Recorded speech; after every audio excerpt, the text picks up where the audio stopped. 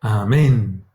Amén. Qué lindo es cantarle al Señor, hermanos. Y ahora es momento de escuchar la palabra de Dios. Podemos tomar nuestra Biblia o poner nuestra mano sobre ella y decimos: la palabra de Dios contenida en este libro es la verdad que acepto creer, es la enseñanza que me comprometo a seguir y es la esperanza que me atrevo a confesar. Nada me impide recibirla, nadie me evitará que la haga parte de mi vida y por ningún motivo dejaré de proclamarla. Estoy aquí para leerla, oírla y vivirla diariamente. Amén. Amén. Señor Santo, háblanos por favor, bendícenos según tú tienes para nosotros hoy, Señor. Palabra, enseñanza, directriz, aliento, fortaleza, exhortación, disciplina, lo que tengas, Señor. Somos siervos tuyos, somos sumisos a tu voluntad, a tu soberanía y también dispuestos a escuchar tu palabra. En nombre de Cristo Jesús lo pedimos. Amén. ¿Se acuerdan, hermanos? Esta enseñanza de hoy es parte de un mensaje más extenso que comenzamos la semana pasada. Se llama No me hagan enojar. Recuerdan, así se llama el sermón, No me hagan enojar. Preguntas fundamentales sobre la gracia. Vamos a leer una vez más el pasaje. Es Gálatas capítulo 3, versículos 1 al 5. Se los leo, dice así. Oh Gálatas insensatos. Por eso se llama el sermón así, no me hagan enojar. Porque Pablo habla bravo, se pone bravo, habla rudo en esta ocasión. Oh Gálatas insensatos, ¿quién os fascinó para no obedecer a la verdad? A vosotros, ante cuyos ojos Jesucristo fue ya presentado claramente entre vosotros como crucificado. Esto solo quiero saber de vosotros. ¿Recibisteis el Espíritu por las obras de la ley o por el oír con fe? ¿Tan necios sois, habiendo comenzado por el Espíritu, ahora vais a acabar por la carne? ¿Tantas cosas habéis padecido en vano, si es que realmente fue en vano? Aquel pues que os suministra el Espíritu y hace maravillas entre vosotros, ¿lo hace por las obras de la ley o por el oír con fe? Gálatas 3, 1 al 5. ¿Se fija? El apóstol Pablo comienza con una exhortación muy bárbara, muy seria, y luego después se agarra a hacer una serie de preguntas a los hermanos de la iglesia de Galacia, las iglesias de Galacia, para confrontarlos con su error. Habían sido contaminados por los judaizantes, por el legalismo de los judaizantes, los que los querían regresar a la ley. Y el apóstol Pablo le hace una serie de preguntas que les confronta con eso. Y bueno, no voy a repetir toda la enseñanza del miércoles pasado, por supuesto, pero solamente recuerden aquella introducción que les compartí. Una pequeña niña en cierta iglesia que regularmente iba al culto infantil, pero en ese domingo fue al culto de los adultos y después de escuchar por unos minutos al pastor, volteó a mirar a sus padres, con sorpresa les dijo: ¿por qué hacen enojar al pastor? Los papás dijeron: no, mija, no está enojado el pastor. Sí, dijo, lo están haciendo enojar y mucho. La idea era que el pastor estaba predicando emotivamente, tal vez era de esos pastores que golpea el púlpito y golpea la Biblia también así y amenaza, alguna cosa así, no sé, y entonces por eso la niña pensaba que el pastor estaba enojado. La semana pasada aprendimos qué quiere decir eso de insensato, o Gálatas insensatos. Lo analizamos para que viéramos lo rudo que fue, lo grave que fue la palabra del apóstol Pablo, y luego vimos una primera pregunta del apóstol Pablo y un primer argumento para enderezarlos en su doctrina que estaban desviándose. Les dijo, la primera cosa fue el argumento de la exposición clara del Evangelio. ¿Quién os fascinó para obedecer a la verdad? A vosotros, ante cuyos ojos Jesucristo fue ya presentado claramente entre vosotros como crucificado. Lo que está diciendo Pablo aquí es que el Evangelio es sencillo de entender. Cristo muriendo en la cruz del Calvario, un trámite de derecho penal divino, ¿no? Un trámite del derecho celestial. Un inocente muere crucificado como si fuera culpable para que un culpable, o sea, yo, o sea, usted, vivamos como inocentes por siempre porque Cristo murió por nosotros. Y Cristo dijo, ya se presentó el mensaje del Evangelio. ¿Qué parte de la gracia de Dios no entendieron? Y por eso es el argumento de la exposición clara del Evangelio. Ya lo vimos la semana pasada. Si a usted le está interesando lo que estoy diciendo acá y quiere estudiarlo más detenidamente, le recomiendo entrar a nuestra página o entrar a la página de un servidor, www.elpaz.mx, elpaz.mx, y ahí están todos los sermones y todos los devocionales y todas las cosas que yo comparto, ahí están también. O a la página de la iglesia puede entrar usted. Ahora, un nuevo argumento, y este es el mensaje de hoy. Eso fue solamente para sintonizarnos o para ponernos en el contexto del mensaje, porque este es un mensaje unido que he estado dando por lo menos ahora es la segunda parte, porque no nos alcanzó el tiempo para verlo todo, ¿de acuerdo? Porque el apóstol Pablo estaba enojado, como dijo la niña, ¿quién? No me hagan enojar. Vamos ahora entonces al segundo argumento, el argumento de la presencia del Espíritu Santo. Y una vez más, una pregunta. El apóstol dice, esto solo quiero saber de vosotros. Oiga, está bravo aquí. ¿Sabe a qué se parece esta frase? Déjeme decirle esta frase cómo funciona en el idioma original que fue escrito en el Nuevo Testamento. Esto solo quiero saber de vosotros. Usted lo ve como una pregunta, perdón, como una declaración sencilla. Esto solo quiero saber de vosotros. Pero no. ¿Saben a qué se parece? A cuando su mamá le decía a uno, Gilberto Gutiérrez Lucero. O sea, no nomás está diciendo tu nombre completo. No, significa algo. O sea, que te diga Gilberto, que te diga Gil, pues bueno, mi mami, linda, ¿no? O como le diga muñeco, perdón, me decían muñeco, de niño me decían muñeco. Y muñeco, venga para acá, pero Gilberto Gutiérrez Lucero.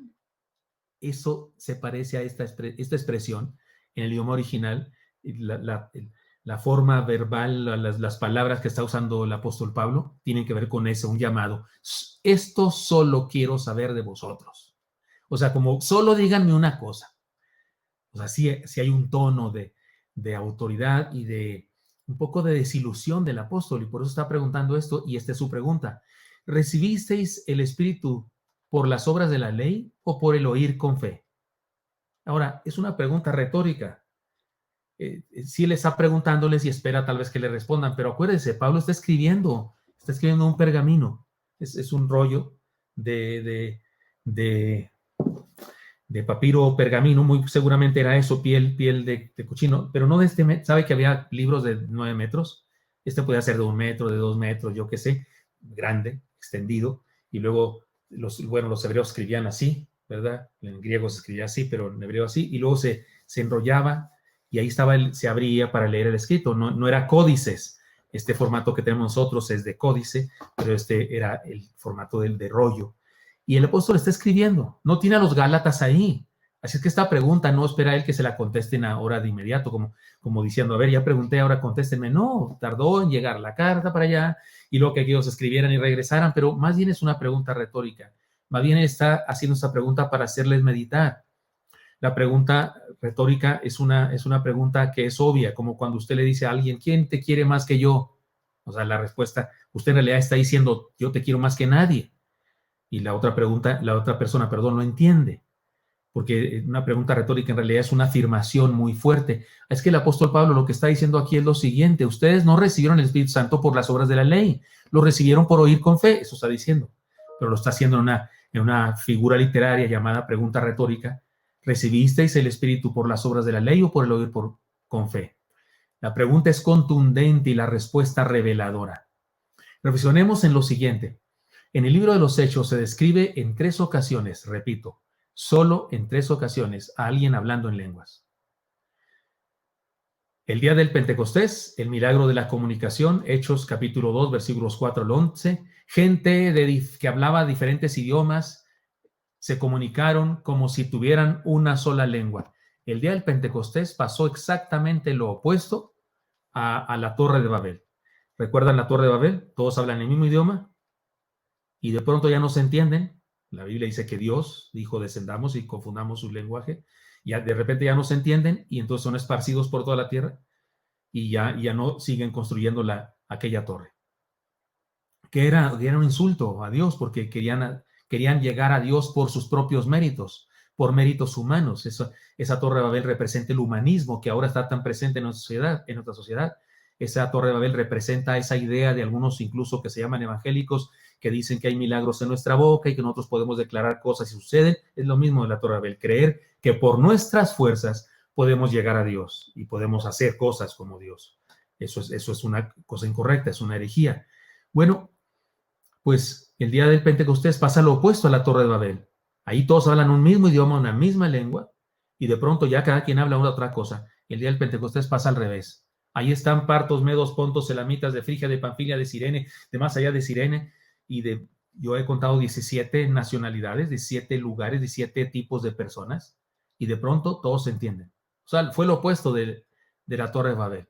Ese día el milagro fue de comunicación. Los que no se podían entender se entendieron. Eso pasó en Hechos 2. En la casa de Cornelio, una señal para convicción. Los judaizantes comprueban que los gentiles también se convierten. Hechos 10, 45 al 46, no lo vamos a leer todo el pasaje, pero es Pedro que va a la casa de Cornelio. Pedro no quiere ir porque tiene prejuicio el cómo ya ir a la casa de un gentil. Los judíos no iban a la casa de un gentil, jamás entraban a la casa de un gentil, los judíos, y Pedro se resistiría a ir, pero Dios le hizo tener un sueño, dio un lienzo con toda clase de animales, reptiles, volar todos, y Dios le dijo, mata y come, y él dijo, no he comido cosa inmunda, y el Señor le dijo, no llames inmundo a lo que yo he limpiado, y Pedro entendió que eso fue una señal de parte de Dios a través de aquella visión, de que no debía tener ese prejuicio. Y él incluso le dice a Cornelio, le confiesa que era difícil para él ir a su casa, pero ese día se convierten muchos de ellos y también sucede el milagro de diversiones de lenguas. ¿Y para qué sirvió ahí? Para convencer a los religiosos judíos, para convencer a los que eran cristianos ya, pero eran judaizantes, eran legalistas y creían que los gentiles no se podían convertir, y al ver el suceso que había pasado igual que el día del Pentecostés, se convencen, los gentiles también pueden recibir el Espíritu Santo, los gentiles también se convierten, y cuando se convierten reciben el Espíritu Santo igual que todos. Y además, otro ejemplo, 12 discípulos de Juan el Bautista se convierten. La verdadera conversión sucede en ellos. Eso está en Hechos 19, 4 al 7. El reconocimiento de Jesús como Mesías. Eran un grupo de discípulos de Juan el Bautista y les preguntan, ¿recibieron el Espíritu Santo? Y ellos dicen, ¿y sabíamos que había Espíritu Santo?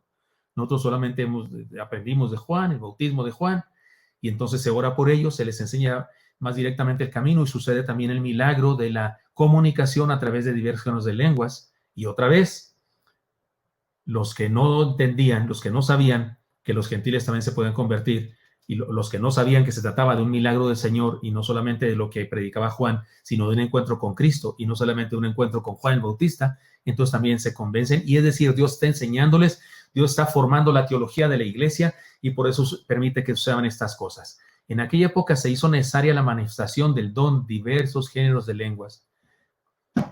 Como en 1 Corintios 12:10 se nos enseña, para dar convicción a los incrédulos. Para eso era necesario dicho don. Según Pablo, miren lo que dice en 1 Corintios 14:22.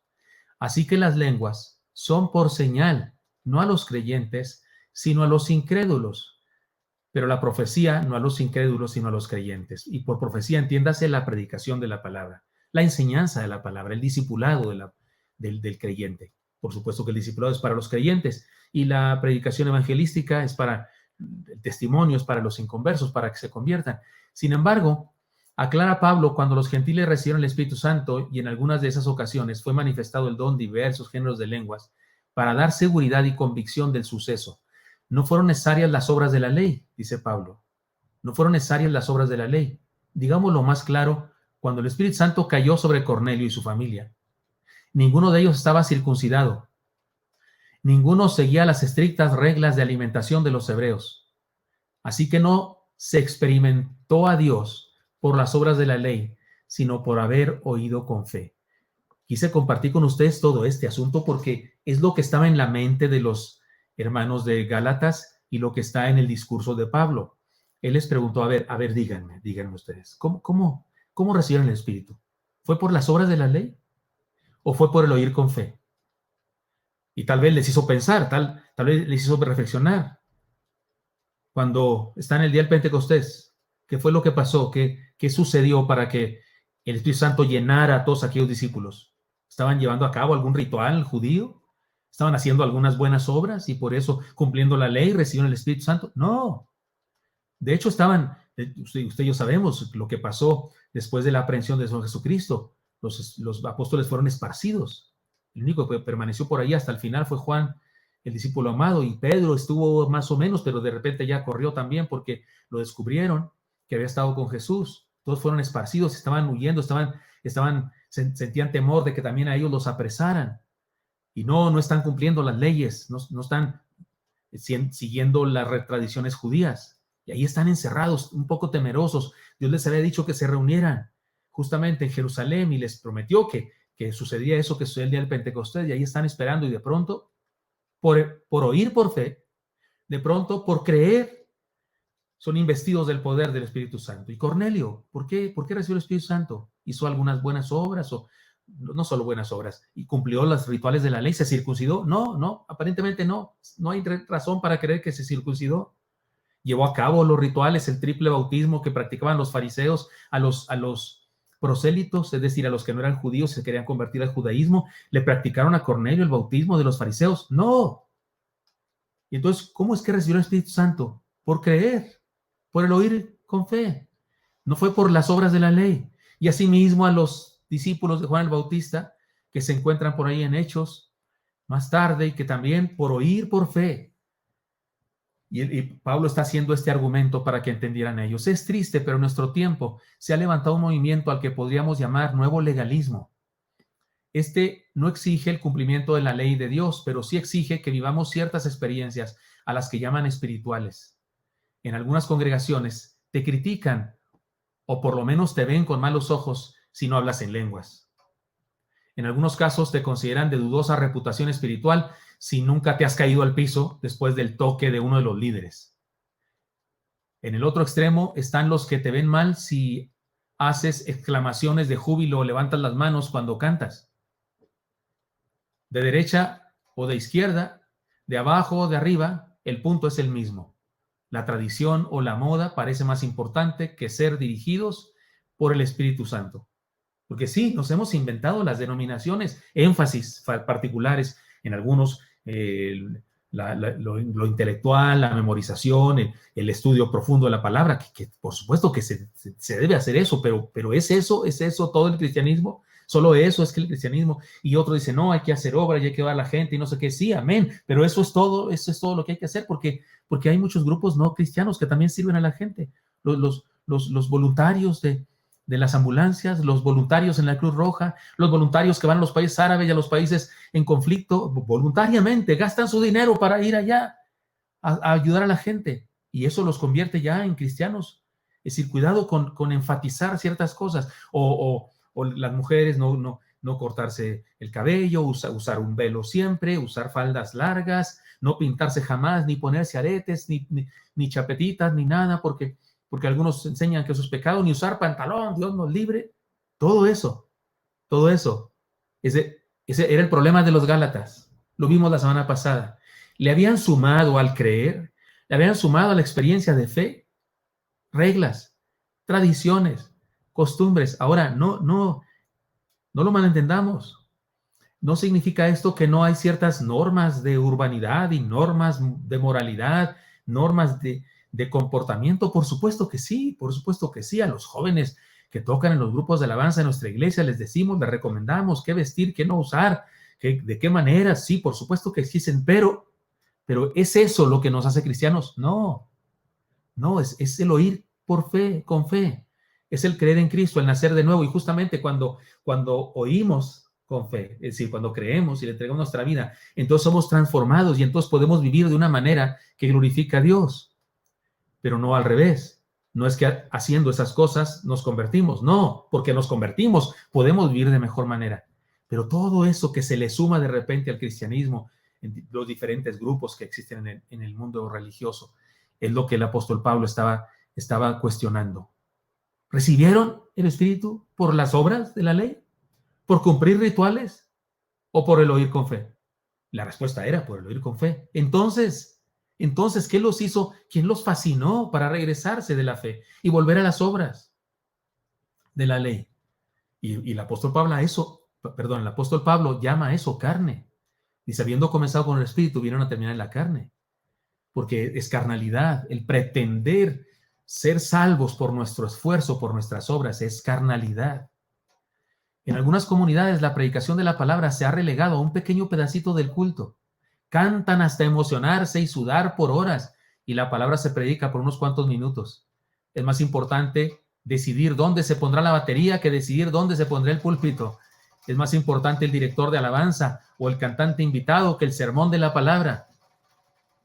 Todo eso son cosas que se le suman a lo esencial de la palabra, el oír con fe. Nos remite a oír la palabra, sino ¿qué es lo que oímos con fe? El Evangelio de Jesucristo, la palabra. Porque cada sermón que predicamos en la iglesia debe presentar a Cristo y a este crucificado. Cada mensaje, no importa si es del Antiguo Testamento, no importa si es del libro de Esther, en donde no se usa la palabra Dios, no importa si es de Deuteronomio o de cualquier otro libro de la palabra del Señor, lo que se presenta es el Evangelio de Cristo, siempre, de una o de otra manera, pero es Cristo el que se presenta. Y la respuesta nuestra a esa palabra que se predica es el oír con fe. Ahora bien, no se trata de criticar o quejarse, pero sí se trata de analizar a la luz de la palabra de Dios los problemas que en ocasiones no percibimos a simple vista. Recordemos lo que dice el pasaje, el oír con fe. Seamos sabios, abramos bien los ojos y entendamos la exhortación paulina. Escuchemos la palabra con fe y experimentémosla diariamente y experimentemos al Espíritu Santo en nuestra vida. Porque este es el meollo de la vida cristiana, el oír con fe, el oír la palabra, por supuesto. Me queda tiempo para decir el siguiente punto y así avanzamos, ¿verdad? No sé si vamos a acabar el mensaje hoy, pero llevamos 2 enseñanzas entonces. El argumento de la exposición clara del Evangelio. Y ahora el segundo argumento es el argumento de la presencia del Espíritu Santo. Y una vez más, una pregunta del apóstol. Espero que me sigan escuchando bien a pesar de que aquí hay lluvia y estoy bajo un domo. Si todo se escucha bien, René, usted me dice, y puedo hablar más fuerte o lo que sea en caso necesario. Pero tercer argumento, de hecho me voy a acercar un poco. Tercer argumento, el argumento del proceso espiritual. Otra pregunta del apóstol. ¿Tan necios sois? Y sigue el apóstol dándoles con todo. ¿Tan necios sois, habiendo comenzado por el Espíritu, ahora vais a acabar por la carne? Los términos que usa el apóstol son los que se usan para hablar del principio y el fin de un sacrificio. Habiendo comenzado por el Espíritu, ahora vais a acabar en la carne. Tan necios sois, dice. Déjeme, le recuerdo lo siguiente. Los términos que usa el apóstol son los que se usan para hablar del principio y el fin de un sacrificio. Así que habla de nuestro culto racional, como en Romanos 12:1. ¿Se acuerdan Romanos 12:1? Os ruego que presentéis vuestros cuerpos en sacrificio vivo. Os ruego por las misericordias de Dios que presentéis vuestros cuerpos en sacrificio vivo, santo, agradable a Dios, que es vuestro culto racional. Esto tiene que ver con un proceso. Y lo que les dice a los Gálatas es que no solo no han avanzado, sino que se han regresado en el camino y ahora están más atrás que antes en la carrera de la fe.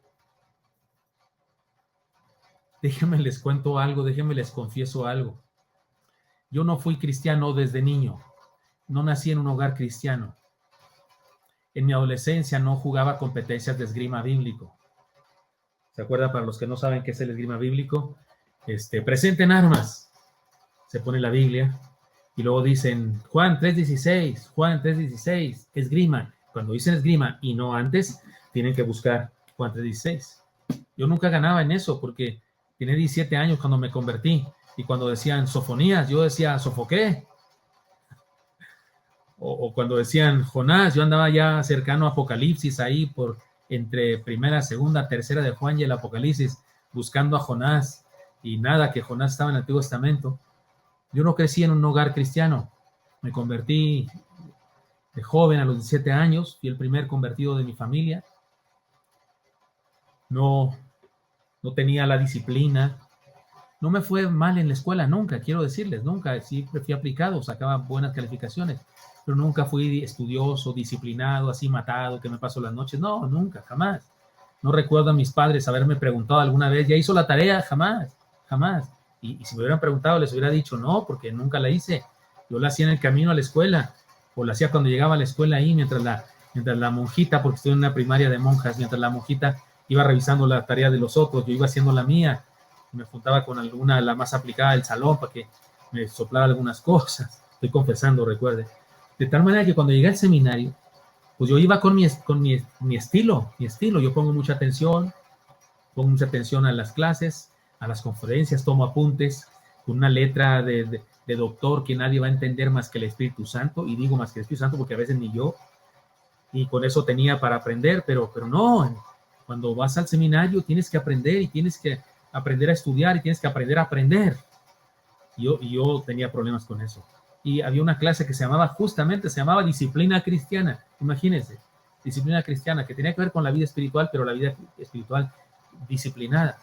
Y recuerdo al maestro Patricio Carter, un precioso maestro, el director, llamándome un día a cuentas, a exhortarme, y me hablaba de eso, de mi disciplina. Y yo le dije este argumento a mi maestro: hermano Pat Carter, Patricio Carter, Pat Carter, hermano, sí, le acepto todo lo que me dice. Tiene usted razón, yo le ponía así de ejemplo, le dije, mire, estoy como aquí, o sea, usted me quiere acá, que sería lo ideal, y yo estoy aquí. Tiene razón, estoy lejos del ideal, pero ¿qué cree, maestro? Cuando llegué al seminario estaba acá, o estaba como por allá, o sea, que haya llegado hasta aquí ya es ganancia, le dije yo al maestro. Le dije, estaba más lejos antes. Los 6 meses que tengo, 1 año que tengo aquí en el seminario, sí ha avanzado, nomás que yo estaba más lejos que los otros. Así que perdónenme. Y de hecho me creyó y lo aceptó. Y digo me creyó, no en el sentido de que yo le haya dicho mentiras, no, era la verdad. Era la verdad. Porque sí, la vida cristiana es un proceso. Y yo ahora sí soy disciplinado, ¿no, hombre? ¿Usted cree que podía predicar y dar los devocionales diarios que doy? Y los sermones miércoles y sábados y domingos, y además doy predicaciones en otros países y en otras ciudades, porque ahora salgo barato, ahora me invitan a predicar en diferentes lugares, a mi esposa también, y no tenemos que ir, no nos pagan el viaje ni nada, y lo hacemos con gusto, no estoy diciendo que esté mal, no, de hecho me encanta la idea de poder servir en todas partes, no importa, y si yo tuviera que gastar, me encantaría también poder hacerlo, pero sí es un hecho que ahora nos invitan a muchos lugares, pero porque lo hacemos por internet, y ¿dónde iba yo a poder hacer eso si no tuviera la disciplina que el seminario me hizo entender? No me enseñaron, no me la tatuaron, no, y no fue sencillo, no fue fácil, no, les costé trabajo, la verdad es que fui hueso duro de roer. Pero aquí va mi ejemplo entonces. El apóstol Pablo dice, aquí van, en el proceso, pero ustedes se regresaron. O sea, imagínense que yo le digo al hermano Pat Carter, hermano, yo estaba por allá, ya avancé hasta aquí, usted me quiere aquí, que es el ideal, todavía no llego, pero ahí voy. Pero imagínense que hermano Carter me dijera, sí, Gilberto, pero usted había llegado hasta aquí, ya se me regresó. Eso es lo que está diciéndoles Pablo a los Gálatas. ¿Qué les pasa? Si esto es un proceso para adelante, no para atrás. Si esto es un proceso para mejor, no para peor, no para retrasarse. Una manera de analizar una doctrina, una experiencia, un movimiento, es preguntarnos, ¿me hace mejor? ¿Soy mejor cristiano desde que creo en esto? ¿Me porto mejor con mi familia y mis compañeros desde que vivo estas cosas? Y no estamos hablando de sentirnos mejor o de creernos mejores, sino de evidencias que tienen que ver con las relaciones interpersonales. Lo digo porque muy a menudo algunos cristianos que tienen experiencias sensacionalistas en alguna actividad regresan creyéndose muy santos, criticando y mirando hacia abajo a los demás. Ofenden y condenan, pero lo hacen con un cierto orgullo espiritual. No hay peor cosa, ¿no?, que el orgullo espiritual. Las personas que van a una reunión, qué sé yo, los tumban, hablan en lenguas, dicen ellos, y tienen visiones, vieron no sé qué, vieron un ángel y no sé qué, fueron visitados. Yo ¿sabe hasta cuándo les creo a una persona que me diga eso? Una persona que me diga que tuvo una experiencia espiritual muy intensa y no sé qué. ¿Sabe cuándo le creo? Cuando sí es mujer y es esposa, está sumisa a su esposo. Cuando sí es esposo y si está casado, ama a su esposa y la respeta y la trata como vaso frágil, como vaso más frágil. Entonces le creo. Porque se acuerdan lo que yo he dicho, que la unción de Dios, hay gente que cree que la unción es eso, estar en los cultos, levantar las manos y que les dé el telele, que les dé no sé qué cosa y se caigan no sé qué. No, la unción de Dios está en el comportamiento del cristiano. La unción de Dios está en cómo somos los papás con los hijos, cómo somos como hijos con nuestros padres, cómo somos en los negocios, cómo somos con el manejo del dinero, cómo somos en la mayordomía financiera que Dios nos ordenó. Ahí está la unción, ahí está, en la obediencia a Dios, a su palabra. De eso se trata. La Biblia dice eso, dice que lo que Dios quiere es obediencia. Allá en Isaías, donde capítulo 1, versículos 10 y siguientes, que les llama Sodoma y Gomorra, o príncipe de Sodoma, de Gomorra, les dice a los hebreos, cuando Sodoma y Gomorra hace siglos que fueron destruidas, pero les llama así para decirles el nivel de moral que tienen. y les dice, ¿quién les dijo que vengan a pisotear mis atrios? Los días de luna llena y los días de celebración, dice, y los tiene aborrecida mi alma. Y luego les dice, ¿qué quiero de ustedes? Pues que sean buenos, que obedezcan mi palabra, que se porten bien con las viudas y con los huérfanos, que hagan justicia, que, voy a traducirlo, que den kilos de 1000 gramos, que no roben, ni al patrón, ni al que le venden, que sean honestos en su vida. Ahí está la unción de la vida, que viene como resultado de haber creído, que viene como resultado de el oír por fe. Pero algunas personas se sienten orgullosos por sus tradiciones, por sus experiencias, motivos sentimentales. La exhortación paulina es clara. Crezcamos y avancemos en la gracia del Señor cada día. Crezcamos y avancemos en la gracia del Señor cada día. Este es el argumento del proceso espiritual. Pablo les dice, no, ¿qué les pasa? Si van re bien, si van re bien. Creo que ya lo dije la semana pasada, no sé cuándo, de aquel corrido del Piporro. ¿Se acuerdan del Piporro y aquel corrido que le decía? Un corrido de unos que se mataron. Y uno le ganó al otro, no me acuerdo ni quién era, pero uno le ganó al otro a balazos. Y entonces le dijo el otro, no me dejes aquí en agonía, despáchame de una vez. Y el otro se regresa y dice Piporro, y él se regresa, pero el otro que está moribundo lo mata a él, entonces mueren los dos. Y el Piporro dice, ¿para qué te regresabas, criatura? Si habías ganado, hombre, córrele, escóndete. Perdonen el ejemplo tan norteño, pero es lo que le está diciendo el apóstol Pablo a los Gálatas. ¿Por qué se regresaban, criaturas? Si ya estaban en el camino correcto, caminaban en la gracia y se me están, como dirían en mi rancho, se me están arrendando. Así se dice allá en Chihuahua, arrendarse. O sea, venir, o como dicen los pochos, regresarse para atrás. Porque así dicen, ¿no? Los que hablan Spanglish allá en el otro lado, dicen regresarse para atrás, porque regresarse siempre es para atrás, pero como en inglés se dice come back, o sea, venir para atrás. Entonces ellos dicen regresarse para atrás. ¿Para qué se regresan para atrás? Dice Pablo, como el idioma pocho. Si van re bien, si la vida cristiana es un proceso. Mire cuántos argumentos. El argumento de la exposición clara del Evangelio.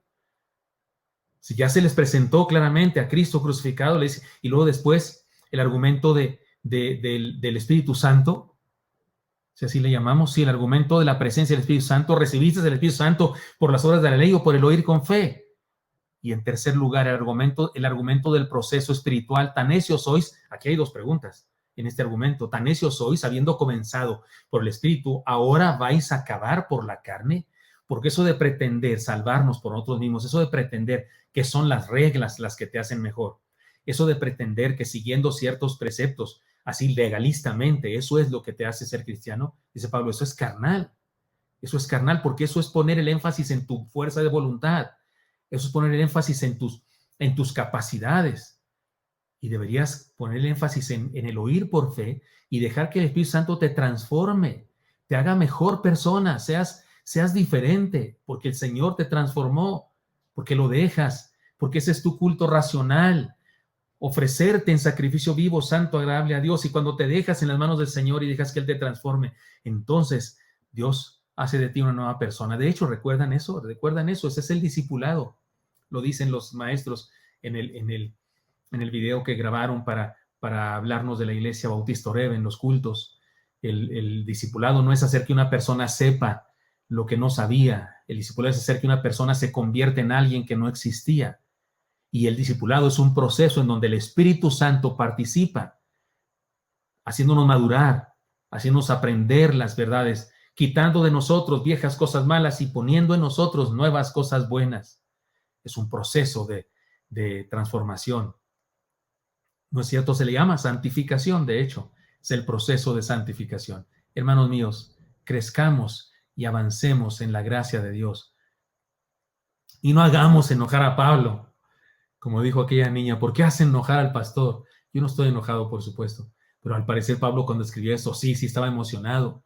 Por eso digo yo que una de las posibilidades de la dejó en la carne era la gastritis, porque el tipo sí era temperamental. Personalmente no creo que haya sido eso, pero los que dicen que era eso, seguramente que tenían razones para pensarlo, porque si era tan temperamental, tan emotivo, ¿no? Y aquí una vez más, en esta últimas preguntas, le dice, ¿tan necios sois? O sea, ¿qué les pasa? Ya les dijo, oh Gálatas insensatos, y ahora le dice, ¿tan insensatos sois? O sea, ¿en serio que están mal? habiendo comenzado con el Espíritu, se regresaron y ya están otra vez en la carne. Hermanos míos,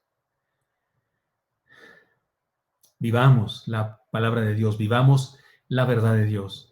Que nadie venga a confundirnos, a fascinarnos.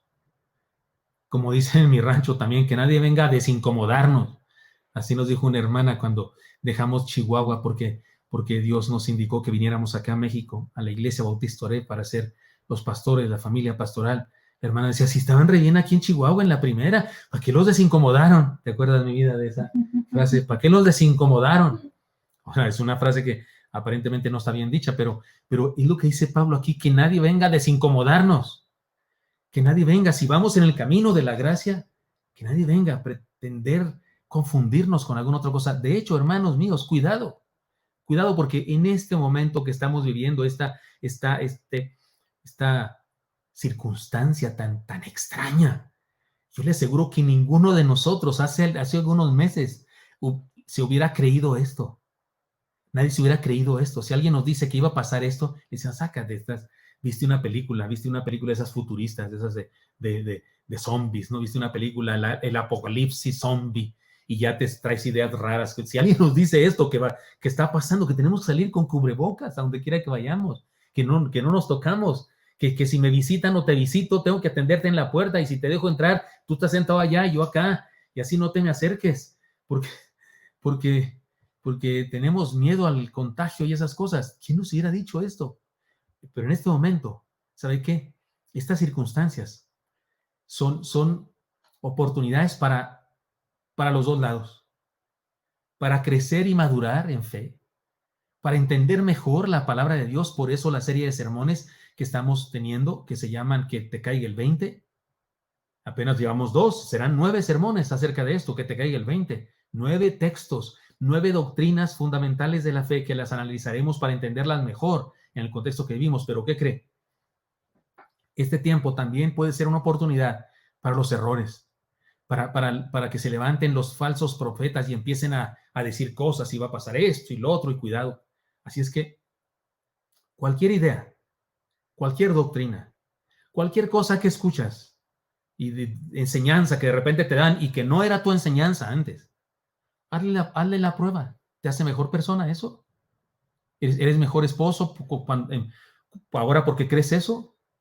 ¿Eres mejor esposa ahora que crees eso? ¿Eres mejor miembro de una iglesia? ¿Eres mejor cristiano? ¿Mejor siervo? ¿Mejor pastor? ¿Mejor diácono? ¿Mejor ujier? ¿Mejor maestro? ¿O ahora ya comenzaste a dar lata y ahora andas ahí vendiendo tu idea y andas desincomodando, como dicen allá, a personas, metiéndoles una cizaña por ahí y poniéndoles, ay, de veras, a lo mejor no estamos haciendo bien en nuestra iglesia, a lo mejor nos falta no sé qué, te hace mejor persona? Cuidado con eso, cuidado, porque las verdades de Dios, las verdades de su palabra, son para hacernos avanzar. Acuérdate de mi ejemplo con Pat Carter, son para hacernos avanzar, no para hacernos retroceder, son para hacernos seguir más adelante, crezcamos y avancemos en la gracia del Señor. 3 argumentos llevamos hasta ahora, ¿no es cierto? El argumento de la exposición clara del Evangelio de Jesucristo, el argumento de la presencia del Espíritu Santo en nuestra vida y el argumento de el proceso espiritual, un desarrollo de crecimiento.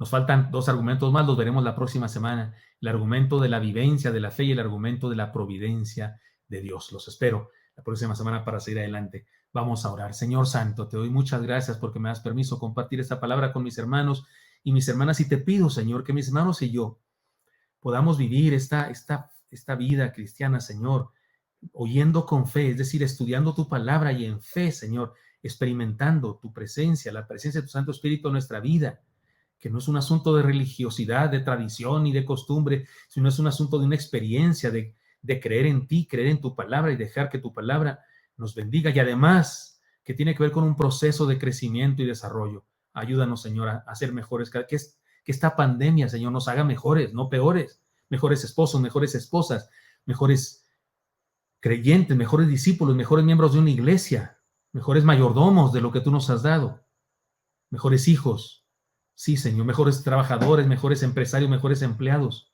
mejores en todo, porque estamos en un proceso de crecimiento Que así sea, Dios. Pongo en tus manos a mis hermanos, mis hermanas, pongo en tus manos a la Iglesia Bautista Oreb, mi familia, mi persona, y también a todos aquellos hermanos o amigos que nos escuchan, aunque no sean de esta congregación Oreb. Bendícenos, Dios, a todos. Y gracias, gracias por los argumentos del apóstol Pablo que nos enseñan, gracias por su pasión y su manera tan brava, Señor, de hablar a los Gálatas, que nos ayuda a nosotros también a entenderlo. Bendícenos, Señor, a cada uno. Te lo pedimos en Cristo Jesús. Amén.